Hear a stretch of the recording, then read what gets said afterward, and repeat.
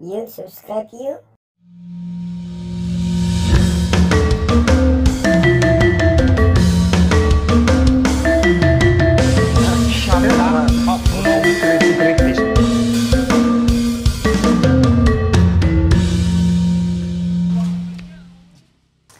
Nah, selanjutnya kita diskusi ke masalah anak tadi ya. Saya juga ingat waktu dulu itu, alhamdulillah saya dianugerahi orang tua yang sangat support terhadap saya. Saya ingat banget dulu itu diajak, ini udah pernah di episode sebelumnya saya ceritakan itu, diajak main ke tempat kayu. Jadi rumah saya direnovasi gitu, diajak ke yang produksi kayu. Nah di situ ada bekas potongan-potongan kayu yang bentuknya segitiga, jajar genjang, trapesium segala macam itu bentuknya begitu-begitu. Sambil orang tua saya diskusi sama si tukang kayu, saya main begituan. Orang tua saya lihat, ya kebetulan ibu pengajar juga ya, guru juga, jadi mungkin paham hal itu. Itu langsung bilang sama si tukang kayu, ini boleh saya beli nggak kayu-kayu bekasnya? Oh boleh, ambil aja, nggak usah dibeli, dibawa pulang. Itu tuh selama 1 tahun saya mainnya itu doang. Jadi kayu-kayu yang bentuknya nggak jelas itu disusun jadi rumah-rumahan, jadi mobil-mobilan. Di situ dari sisi itu saya punya kenangan bagus masa kecil tentang menciptakan sesuatu, berkarya. Di masa dewasanya, kalau saya boleh cerita sedikit gitu, di masa kuliah saya lebih pede untuk bikin karya. Di SMA saya bikin, karena dulu musik ya, senangnya musik. Di SMA itu bikin beberapa macam aransemen musik. Di kuliahan lebih kuat lagi bikin konser musik, konser paduan suara yang dibuat sendiri, digagas sendiri, di aransemen sendiri semuanya. Lebih pede untuk berkarya. Menurut Bapak, anak-anak zaman sekarang tuh punya nggak sih kecenderungan untuk berani berkarya sendiri itu? Justru anak sekarang tuh berkecenderungan seperti itu. Lebih berani ya? Lebih berani. Itu poin plusnya. Dibandingkan dengan anak yang sebetulnya lahir dari kelahiran 80 gitu ya, 90. Mungkin Kang Dian lebih beruntung hidup di orang tua yang mengerti pendidikan. Sehingga ketika anaknya berbuat sesuatu, dia mampu disupport ya? mensupport. Support itu bukan hanya uang, tapi dia mampu mengerti ini anak maunya kemana gitu. Ketika tahun 90-80 itu kan semua orang cenderung sama. Betul. 80 dan 90 itu anak-anaknya justru takut salah. Politik Pak? Ya, takut salah. Bhinneka Tunggal Ika. Betul. Takut salah dan takut beda. Gitu. Dua hal ini yang membuat anak 90-an dan 80-an agak takut untuk melangkah. Termasuk juga saya. Berbuat sesuatu ini bisa sukses nggak ya gitu. Kalaupun sebetulnya sukses dalam bentuk seperti apa juga saya tidak tahu. Betul. Nah, hal itu juga yang tertanam. Oke. Gitu. Pada umumnya anak generasi milenial tadi ya. Gitu ya, milenial awal gitu, lahir 80-90 itu cenderung, apalagi ya saya lihat di lingkungan sekitar saya, Indonesia dan segala macam gitu. Cenderung saya takut salah untuk berbuat sesuatu. Betul. Gitu. Pada Setuju umumnya. Betul. Kalau Kang Dian seperti itu, sebetulnya itu udah karakteristik anak-anak sekarang. Oh, anak sekarang justru begitu ya? Anak-anak sekarang tuh ketika mereka berpikir, oh gue bisa nih ngelakuin ini, ya udah mereka. Lebih pede ya? Lebih pede. Meskipun ya, maksudnya kita tidak mengukur secara standar layak, bagus, dan jelek ya. Tapi mereka itu maksudnya misalkan bikin konten aja ya. Sejelek-jeleknya bikin konten, tapi mereka pede ya. Keponakan saya itu baru SD kelas 4 apa 5 gitu. Dia udah punya YouTube channel, dan walaupun yang nonton cuma dia dan saudara-saudara dia, tapi dia udah pede untuk percaya diri. Iya, untuk memvideokan sesuatu, ngedit sesuatu dengan ala kadarnya, dan dia posting di YouTube gitu. Walaupun ya viewernya cuma 10 gitu, 12. Tapi dia bisa gitu, dan dia mau gitu. Kalau kita bisa lebih memahami karakter si anak-anak zaman sekarang, tentunya kan kita lebih bisa mengarahkan atau mengajar ya, mendidik secara lebih tepat kan? Betul ya? Betul. Berarti di sisi ini yang harus mengerti itu tentu gurunya dong? Pasti. Kalau kita bisa lihat pendidikan yang paling bagus menurut saya itu kita bisa lihat pada dasarnya, tidak ke barat sih. Lihat surat Al-Luqman aja, itu udah selesai. Di mana bapak ngasih tahu ke anaknya, walaupun ada kata-kata dan ada kata-kata, jangan ajarkan anakmu tentang apa yang kamu alami dulu juga. Itu kan relate banget dengan agama. Di surat Luqman tuh udah kelihatan bagaimana seorang bapak, figur guru yang paling dasar itu kan bapak. Betul. Gitu. Atau orang tua di rumah. Betul. Itu tuh udah surat yang mengandung banyak syarat pendidikan, dan hal itu juga bisa lihat dan bisa dilihat bahwa kamu tuh harus jadi orang baik karena orang baik akan menjadi seperti ini. Gitu. Istilahnya ujungnya dia udah tahu ketika dia berbuat baik itu ujungnya apa. Gitu. Nah, hal itu juga menurut saya itu base, itu sangat dasar gitu. Menurut saya dasar. Jadi ketika anak-anak sekarang kita harus ngerti gitu, itu sudah pasti. Betul. Dan karakteristik anak-anak sekarang itu harus dipahami oleh gurunya. Masalahnya kita berada di dunia yang berbeda.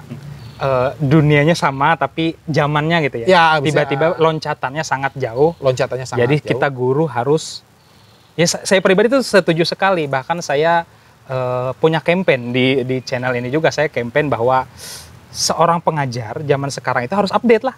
Terutama bukan update ilmunya saja, tapi update apa sih kebutuhan anak-anak zaman sekarang. Supaya kita lebih, itu tadi Betul. bisa. Nongkrongnya di mana sih anak-anak sekarang? Itu aja dulu. Maksudnya apa sih yang mereka obrolin? Oke. Itu ketika saya sebetulnya bukan orang yang suka Instagram ya. Gitu. Sampai sekarang pun Instagram saya udah nggak pernah dibuka gitu. Tapi minimal saya bisa tahu anak-anak sekarang tuh yang lagi hype apa sih. Betul. Jadi ketika saya mengajar tidak hanya materi, jadi saya bisa memberikan sesuatu yang sebenarnya anak-anak sekarang tuh sekarang lagi hype ini loh. Jangan sampai saya mengajarkan sesuatu yang sebetulnya sudah tidak relevan lagi gitu. Setuju sekali. Gitu. Hal itu juga yang membuat mau tidak mau gitu ya, sebagai guru ya cara pendidikan yang menurut saya ideal bagi saya sendiri gitu. Menurut orang lain mungkin cara saya tidak ideal. Gitu. Tapi menurut saya sendiri saya sudah tahu ini porsi saya idealnya seperti ini. Oke. Karena saya sudah tahu nanti siswa saya itu akan diarahkan di mana dan kemana gitu. Begitu sih. Ya, tapi kalau boleh kita menarik saat mengatakan surah Luqman tadi ya, bapak mengajarkan ke anak. Mungkin harus dikasih penekanan tambahan. Bapak yang seperti apa? Betul. Karena apa? Karena anak zaman sekarang ini udah juga nih di episode sebelumnya saat kami ngundang kemarin tuh LSM anak ya. Bukan. NGO tentang anak-anak yang bermasalah dengan hukum. Tapi mereka juga diskusi tentang bagaimana porsi orang tua di situ ternyata kurang. Kalau bahasa saya sih anak duit. Jadi anak itu dibesarkan oleh duit, bukan oleh orang tua. Ya kita tahu bagaimana anak zaman sekarang itu pas mereka bangun orang tua udah nggak ada. Pas mereka tidur orang tua belum ada juga. Okay. Mungkin kalau di situ kita harus mengatakan bahwa orang tua yang seperti itu jangan ngajarin anak. Benar nggak sih? Setuju nggak? Nah, itu juga jadi balik lagi ke kebutuhan industri. Wah, industri lagi. Ya jelas, maksudnya ketika semua orang dibuat untuk kerja dari Senin sampai Jumat dengan pola yang seperti itu, ya anak yang akan terlahir seperti itu semua. Kecenderungannya. Betul. Kalaupun ada beberapa orang yang misalnya dengan sengaja membuat sekolah alam lah, atau misalnya orang tuanya salah satu berhenti bekerja untuk mengurus anak, atau mereka punya formula yang lain untuk saling bisa mengisi. Hal itu juga menjadi strategi bagi orang-orang tertentu yang mulai berpikir, kayaknya pendidikan itu yang paling dasar dari rumah loh. Gitu. Betul. Pernah nggak sih kepo atau punya informasi nggak sih anak-anak zaman sekarang, terutama generasi Z nih, itu mayoritas, maksudnya mungkin secara hitungan kasar atau secara logika sederhana, mungkin mayoritasnya adalah dua-duanya orang tuanya bekerja. Ya. Maksudnya tipe yang bukan mengajari anak, tipe yang bukan ada untuk anak gitu ya. Mohon maaf. Pernah nggak sih punya informasi begitu, anak-anak SMP zaman sekarang tuh orang tuanya yang ada di rumah mengajari anak atau yang dua-duanya bekerja? Rata-rata dua-duanya bekerja. Lalu apalagi kota besar, betul. Kota besar gitu. Lalu bagaimana perbedaannya antara si anak yang orang tuanya ada di rumah dengan yang bekerja dua-duanya? Nah, itu banyak faktor sebetulnya. Kalau saya lihat sih sudah pasti pertama dari gen, itu udah pasti. Itu dari gen, betul, maksudnya kecenderungan kepada ayah atau ibu gitu, kecenderungan ayah sama ibu, terus juga background kedua orang tua, background agama, mau tidak mau untuk di Indonesia agama itu sangat diperhitungkan. Betul. Untuk di luar mungkin tidak, gitu. Makanya saya agak kurang pas ketika banyak teori psikologis anak yang dibawa ke Indonesia terlalu mentah menurut saya, karena banyak hal yang mendasar seperti agama dan kultur Indonesia yang tidak dibawa. Gitu. Betul, betul. Terus ada kultur daerah di Bandung sendiri, kalaupun Sunda sama dengan Cianjur atau dengan Tasik berbeda. Beda, betul. Kalaupun bahasanya bahasa pun agak sedikit berbeda. Gitu. Nah, hal itu juga yang harusnya menjadi pandangan, sudut pandang yang luas gitu. Bagaimana kita melihat anak. Ada yang kedua orang tuanya bekerja dan anak-anaknya tetap baik-baik saja. Tapi ada juga yang tidak. Hal itu juga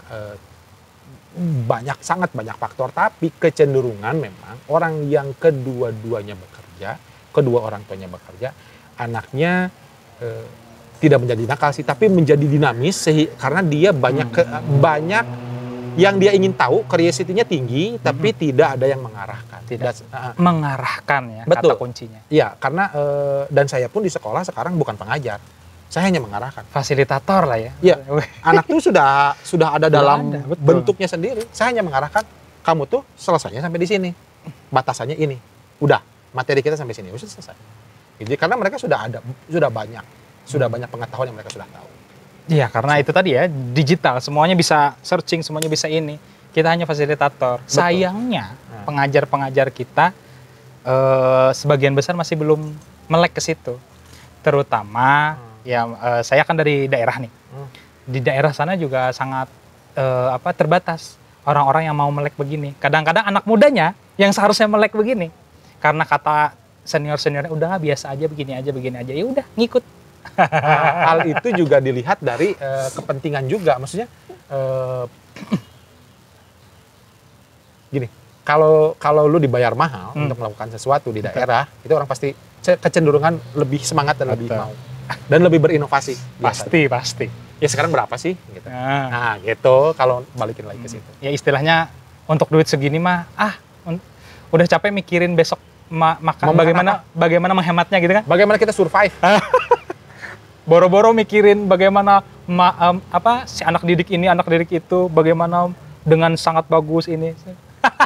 Perbedaan kita dengan orang luar tuh udah berbicara bagaimana mengasuransikan, hipotek rumah dan segala macam. Indonesia enggak, besok makan apa? Besok survive-nya kan? Gimana gitu. Sebulan kemudian gue bayar kosan pakai apa gitu. Luar biasa. Ini banget. Sebenarnya masih banyak yang kita pengen diskusikan ya, tapi waktulah yang membatasi kita. Mungkin diundang lagi lah ya. Boleh. Kita agendakan lagi untuk episode-episode selanjutnya. Boleh. Dengan pembahasan lebih hangat lagi. Oke.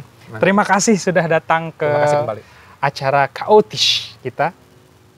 Sponsored by Deutsche Club Bandung. Terima kasih. Nanti kita akan diskusi lebih hangat lagi, terutama berkaitan dengan generasi pendidikan ya. Saya pribadi sangat concern terhadap hal itu. Orang tua saya guru, uak saya guru, bibi saya guru, nenek saya guru. Dan ya maksudnya tidak mengecilkan bahwa pengajar sekarang pokoknya kolot enggak juga. Mereka tuh ingin berubah. Betul, semuanya ingin berubah. Tapi apa daya? Apa daya. Nah, ketika kita cuma ada di level yang terbawah ya. Iya, betul. Semoga pemerintah atau pengusaha-pengusaha mendengar hal ini. Ya subsidi silang lah. Kita happy ya, sebagai pengajar kita happy. Tapi tetap karena kita sebagai pengajar itu hobinya mengajar, berbagi ilmu, jadi kami akan berusaha semaksimal mungkin untuk mencerdaskan anak bangsa. Dan tolong orang tua jangan mempersulit kami dengan tuntutan-tuntutan yang tidak perlu, apalagi membawa ke meja sidang gara-gara hanya memukul anak. Oke, gitu aja. Sampai ketemu di Chaotisch selanjutnya. Bye-bye.